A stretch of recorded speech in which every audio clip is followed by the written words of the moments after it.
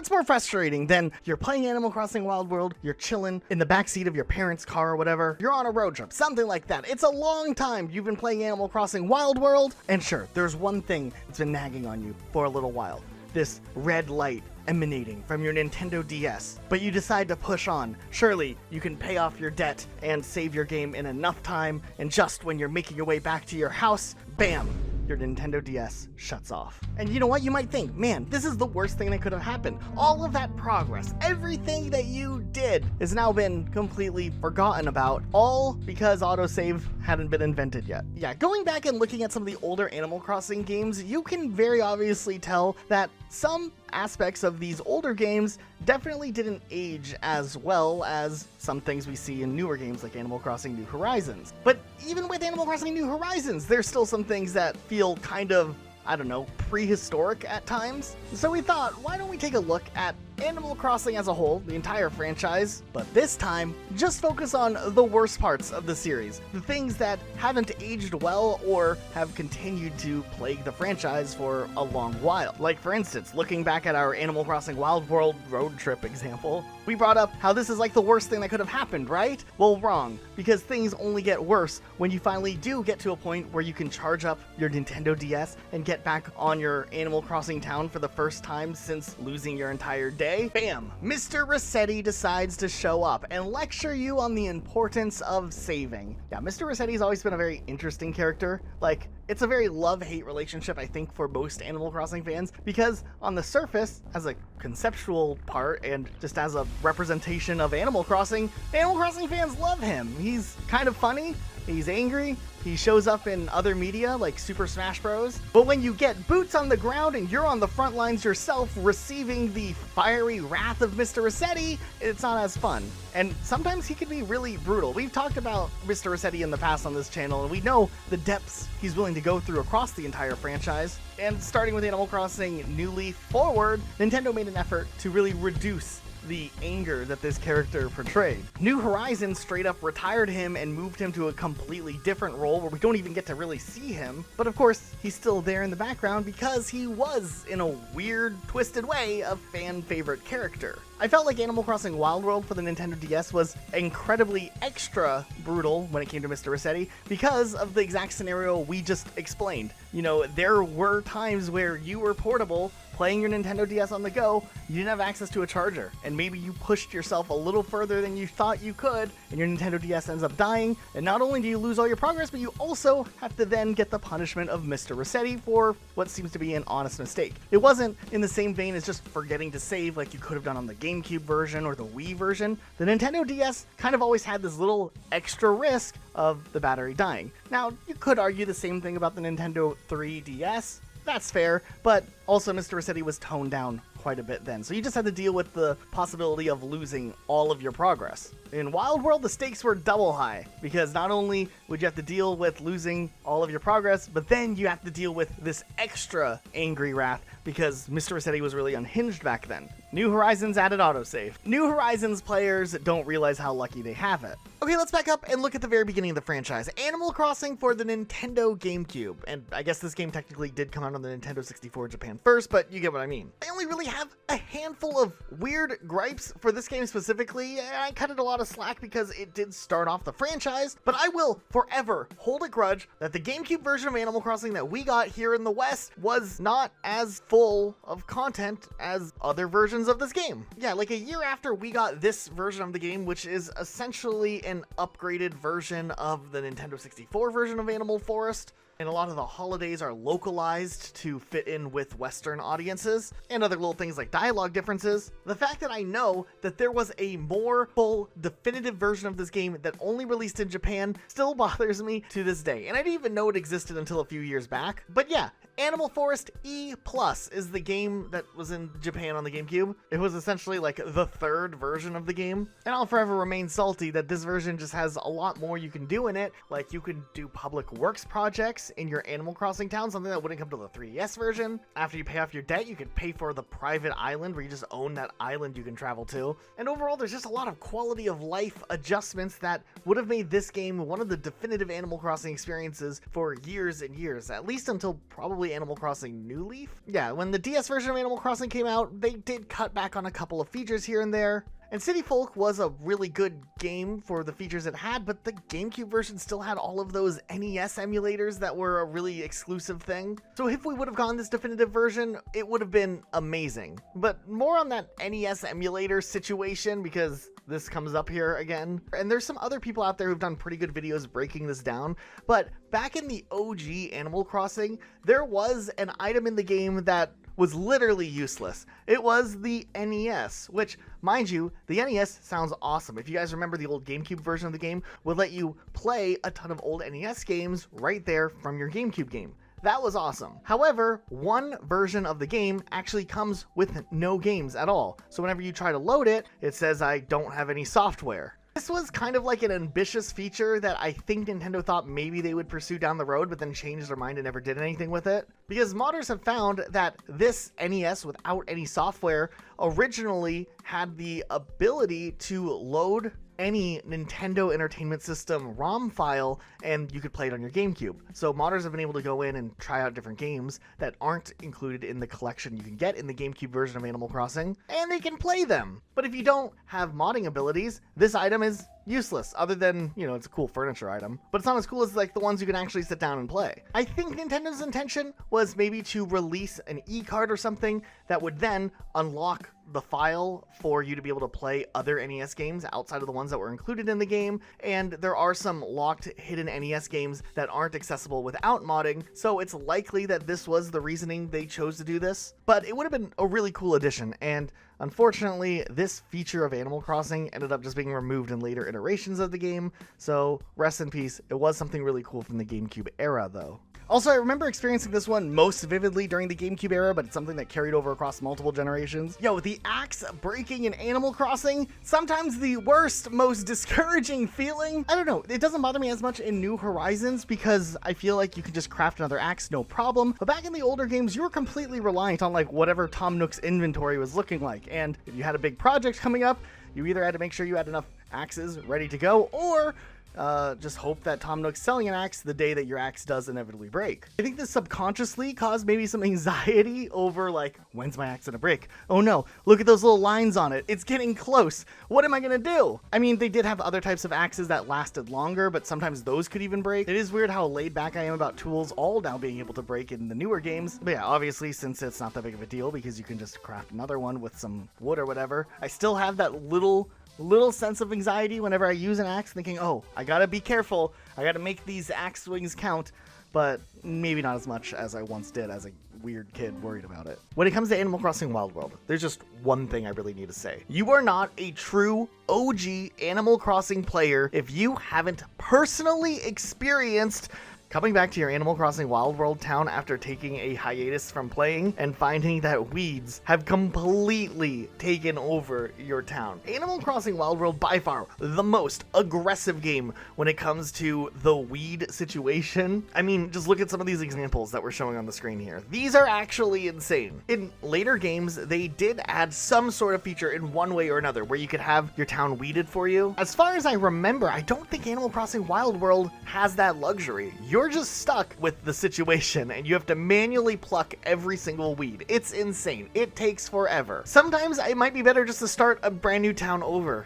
than have to go through the struggle of weeding every inch of this, because I don't know. I don't know. If you've personally have experienced this and you've gone through the process of painstakingly undoing the damage from taking a few months off from your Animal Crossing Wild World game, please let me know. Alright, Animal Crossing City Folk gets a lot of hate when it comes to Animal Crossing games in this series. For some reason, it's like the black sheep of Animal Crossing game. And I'm not talking about like a villager, I'm just talking about like the term.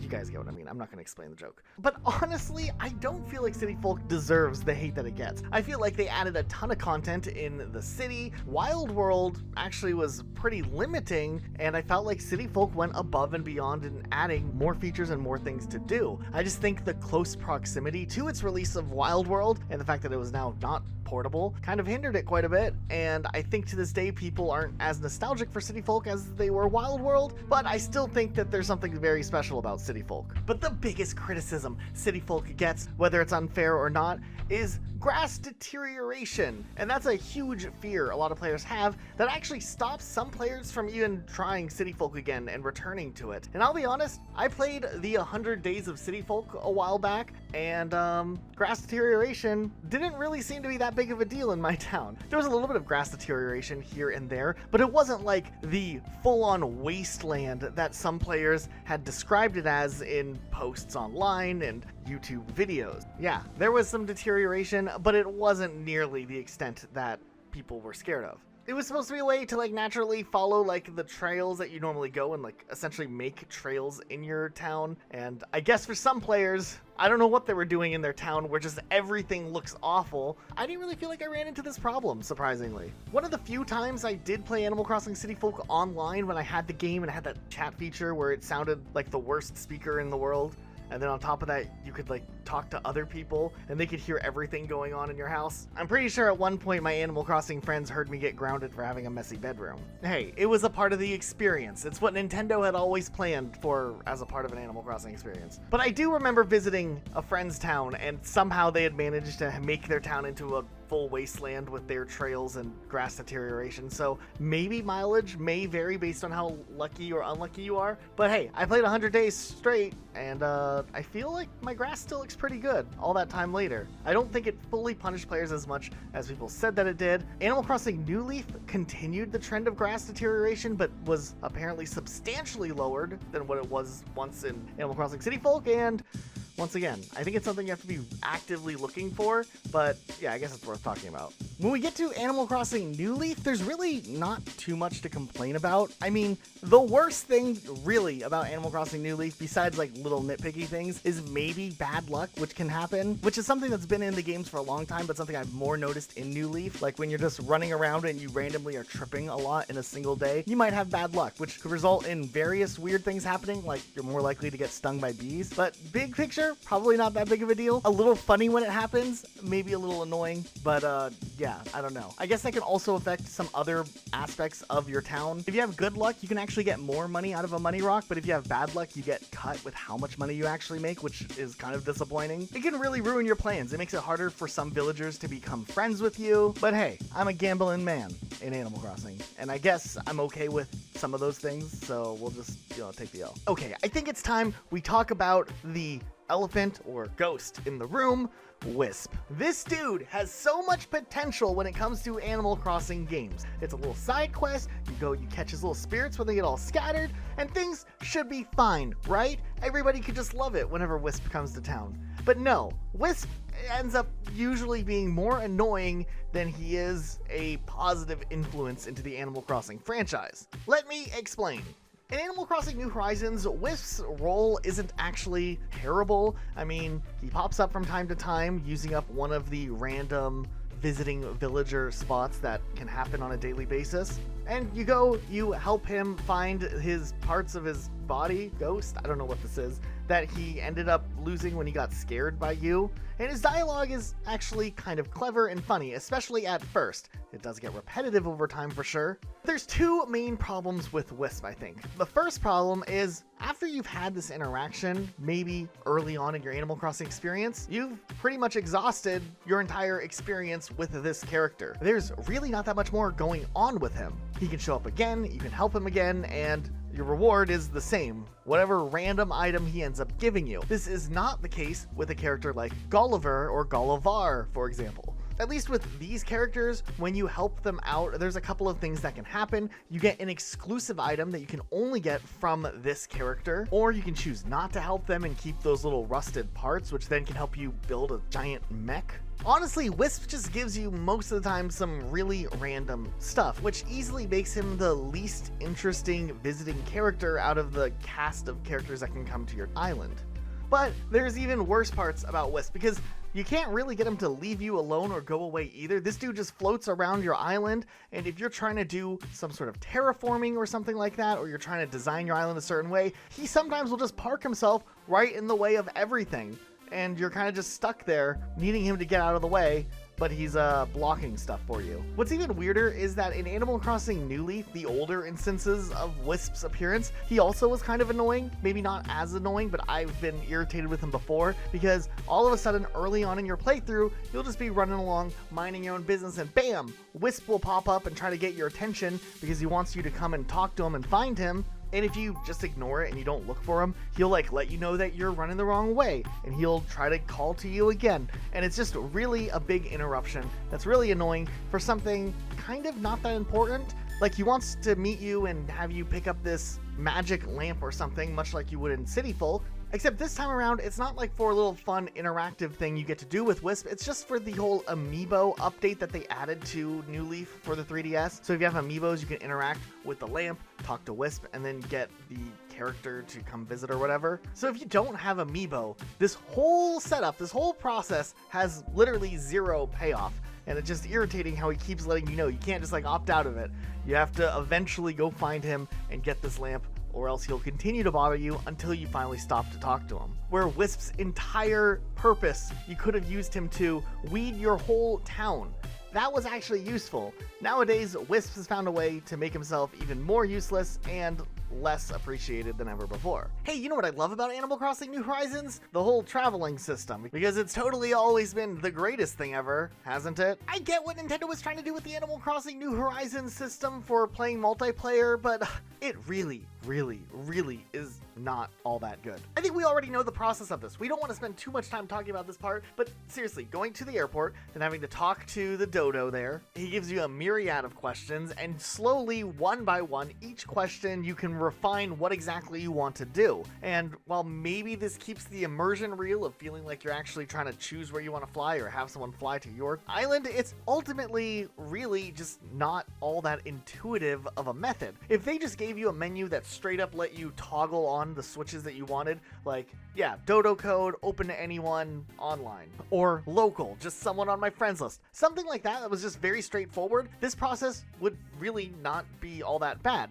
However, I think the route of trying to keep things relatively safe for the game with an E rating, and then tied with the fact they didn't want to do anything immersion breaking, I think ended up causing one of the worst features in Animal Crossing history. And yeah, I'll go as far as to say New Horizons multiplayer systems that are in place are definitely probably one of the worst things in franchise history. Don't get the wrong idea, I totally love playing online in Animal Crossing New Horizons, but this system here is really awful. You could even argue that taking it a step further with just the Nintendo online system in Animal Crossing, specifically New Horizons, is also really not all that polished, I guess, or maybe as stable as a game like New Horizons, which, mind you, is one of the best-selling Nintendo Switch games of all time. I mean, this game has beat out tons of AAA games that you think of when you think of video games. Animal Crossing New Horizons has crazy record-beating numbers, but the online stability is really not that good. Now, it seems like there's some sort of like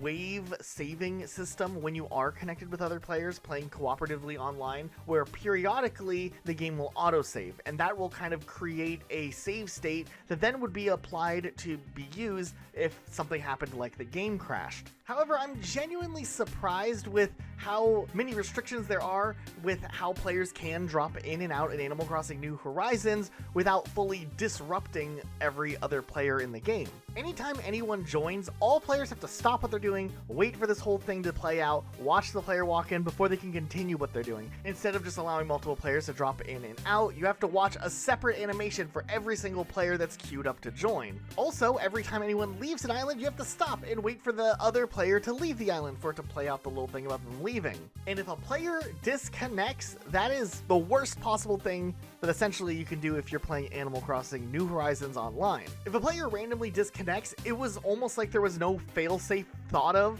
other than just those randomly saved states that occasionally happen, and you can end up losing a ton of progress, or some big things that you could be doing in co-op could be reversed if a player leaves your game the wrong way, which is insane to think about. Someone comes to your island, they agree that they're going to maybe purchase something from you. You drop the item for them, they pick up the item, the game auto-saves right when you're picking up the item, they drop the money afterwards, and then they disconnect the wrong way. The game will revert back to the save state after you dropped the item and they picked it up, but before you actually had the money. Now this could have happened as an honest mistake from a player who's maybe buying and selling items and doesn't know the etiquette of Animal Crossing visiting other islands, but why is there an etiquette in place? Why can these weird desync things happen like that? And while the most likely reason is to avoid doing things like duplicating items by manipulating disconnects and whatnot and having multiple instances of items appearing, so many other games have been able to figure out ways to avoid item duplicating years and years earlier. And I don't think having this backwards system for online play is a valid excuse for why the multiplayer just in general is structured the way that it is. I mean, there are some instances where an Animal Crossing island can get disconnected and maybe the game will revert all the way back to as if no one ever connected in the first place, but sometimes that's even worse. What if you were spending hours with friends trying to do stuff in an island just to lose everything because of a full-on catastrophic disconnect? You're kind of out of luck at that point. Okay, I think that's it. I just felt like we needed to group up again and talk about the best, worst parts of this great game series that's also sometimes annoying like this. Did that make sense? It was supposed to sound really positive and not bad. Nonetheless, if you enjoyed this video though, make sure you subscribe with notifications on. Don't you want to see more Animal Crossing content? There's only a couple Animal Crossing content creators left out here making content on a regular. So if you want to support one of them named Elijah, that's me, a subscription goes a long way. Otherwise, we'll be uploading some more content very soon. Just maybe Animal Crossing, maybe on something else. We'll see, but don't worry, more Animal Crossing stuff soon too. Okay, that's it for today though. We'll see you guys all soon with more videos.